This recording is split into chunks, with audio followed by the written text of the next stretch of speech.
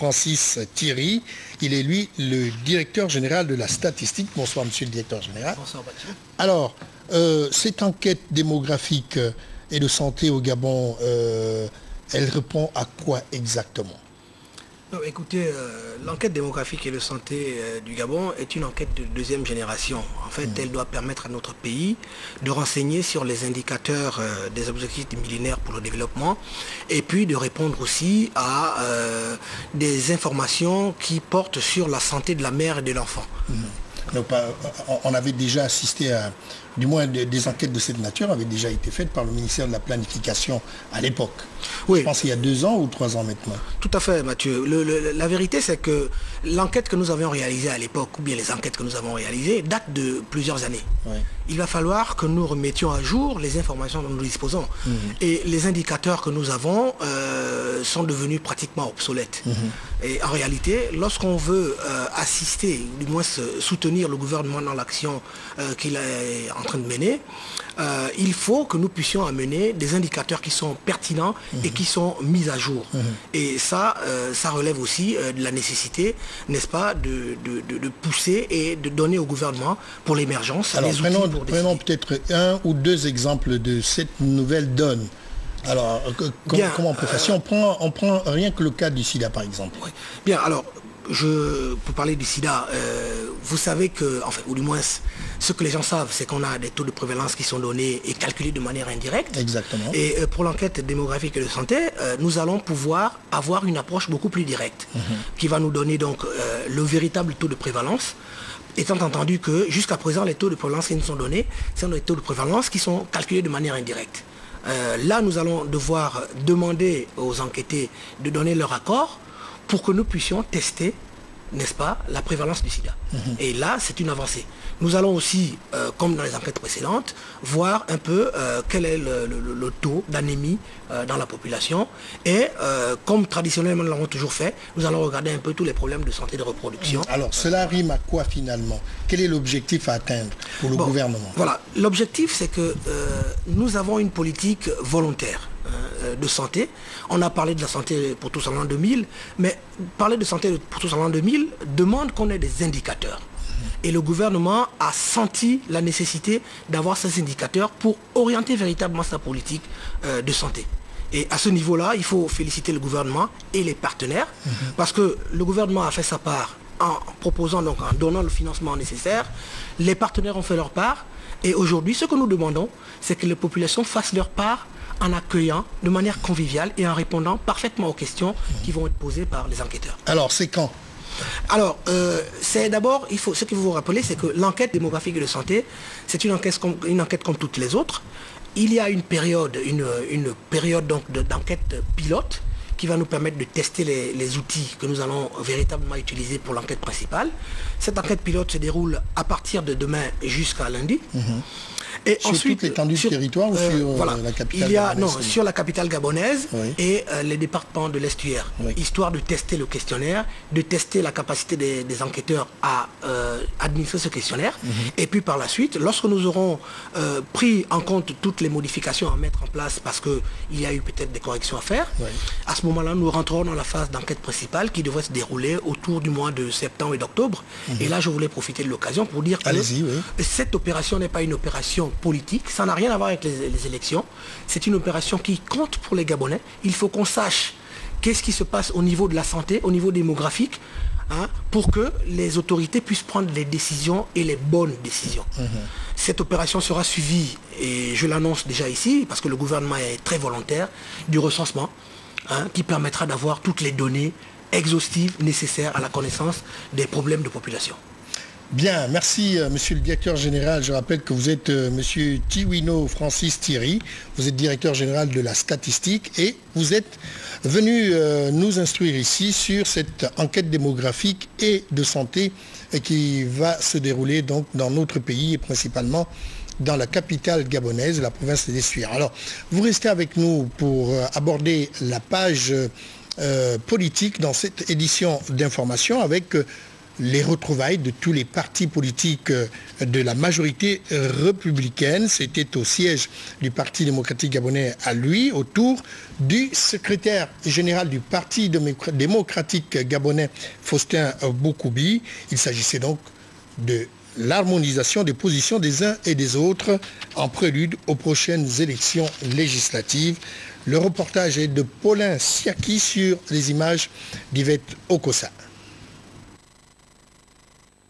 Le secrétaire général du PDG, le Parti démocratique gabonais, Faustin Boukoubi, a battu le rappel de ses partenaires, notamment Paul Mba Abessol, du Rassemblement pour le Gabon, Jean-Boniface Asselet, du Cercle des libéraux réformateurs, Florentin Moussavou, incarnant l'Alliance démocratique et républicaine, j'en passe. Alors, qu'est-ce qui a bien pu motiver cette réunion? Aujourd'hui, nous avons évoqué le sujet politique de l'heure, à savoir les élections à venir. Nous nous préparons. Nous nous préparons à participer à ces élections conformément au calendrier constitutionnel. La révision de liste électorale est en cours. Nous nous organisons pour participer à cette révision-là. Nous nous préparons à être présents.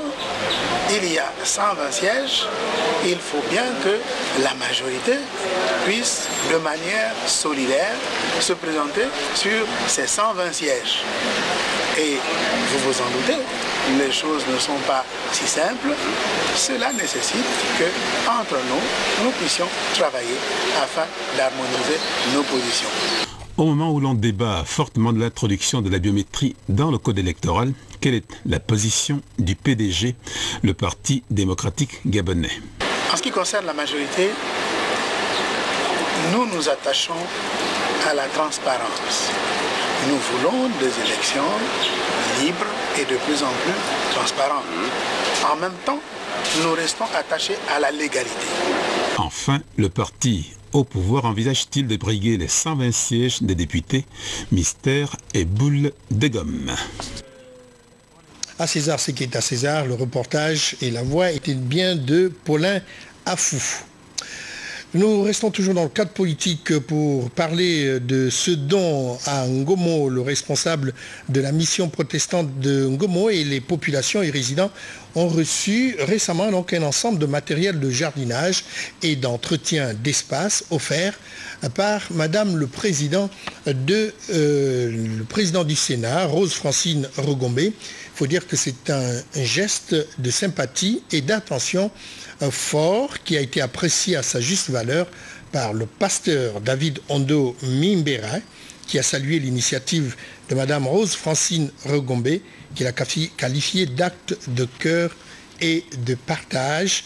Ida Rende, Tex Akigassam, on va vous livrer ce reportage.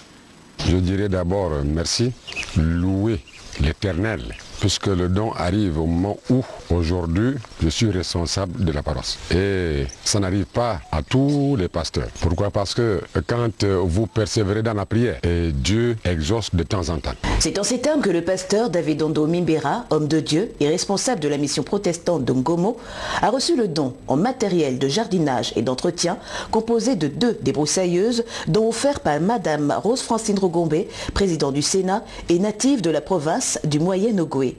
Loin d'être une action politique, ce don est un geste de cœur d'un enfant du pays qui a répondu favorablement et expressément à une demande qui lui a été formulée par le responsable de la mission, qui n'a pas manqué d'exprimer au messager de Madame Rose Francine Rogombe, en la personne de Monsieur Émile Béleke, son chargé de mission, toute la reconnaissance de ceux qui vivent dans cet espace. Madame le président du Sénat était ici le week-end dernier et vous a promis ce don pour lequel m'a envoyé venir vous remettre ce bon. Il est à l'église de Ngomo. Merci, que Dieu soit loué. Dans son message aux populations et aux responsables de la mission, le président du Sénat a exhorté ces derniers à garder avec précaution et jalousement ce bien qui servira à toute la communauté. La délégation a quitté Ngomo après une visite de ces lieux touristiques et pittoresques qui ont écrit une importante partie de l'histoire religieuse et éducationnelle de cette province. Voilà, on va aller à Franceville, dans le département de l'Ampassa, Otogoué, province. Eh bien, là-bas, le ministre Pacome Rufin Onzunga, il a donc multiplié les contacts avec les auxiliaires de l'administration et les notables de Franceville. Et l'objectif, justement, c'était de recueillir les préoccupations de la population afin d'y apporter des solutions. Patrick Simangoy, Victor Mundunga. Les échanges réguliers depuis plus d'une année déjà entre le ministre Pacome Rufin Onzunga, les auxiliaires de l'administration, les notables de Franceville et du département de l'Ampassa se sont multipliés ces derniers jours. Par-delà l'appel à l'unité, à la cohésion sociale, à l'entente et à la paix lancé par Pacome Rufin Onzunga, le ministre avait cette fois dans sa mallette plusieurs lots de matériel composés essentiellement des accessoires de commandement destinés aux hommes et femmes qui relaient chaque jour le message de l'autorité dans leurs circonscriptions administratives respectives. De quoi réjouir le préfet de l'Ampassa, Edouard Eloge Enyongo, et particulièrement les bénéficiaires. C'est vraiment un geste louable, très louable, et nous remercions très sincèrement le ministre qu'il continue à pérenniser ce genre d'action. On est vraiment content, surtout dans notre canton Djomou. Et tant que femme, je suis vraiment contente et on remercie le ministre pour le geste. Ces contacts directs permettent au ministre Pacome Rufin Onzunga de recueillir les préoccupations des populations. Le message que le chef de l'État, Ali Bongo Ondimba, veut passer se fonde d'abord et avant tout sur le principe républicain. Donc c'est un peu le sens de cette cérémonie aujourd'hui qui nous réunit et qui me permet symboliquement, avec la présence de monsieur le préfet qui nous a fait l'honneur d'être à nos côtés, de leur remettre symboliquement un uniforme et un drapeau de la République.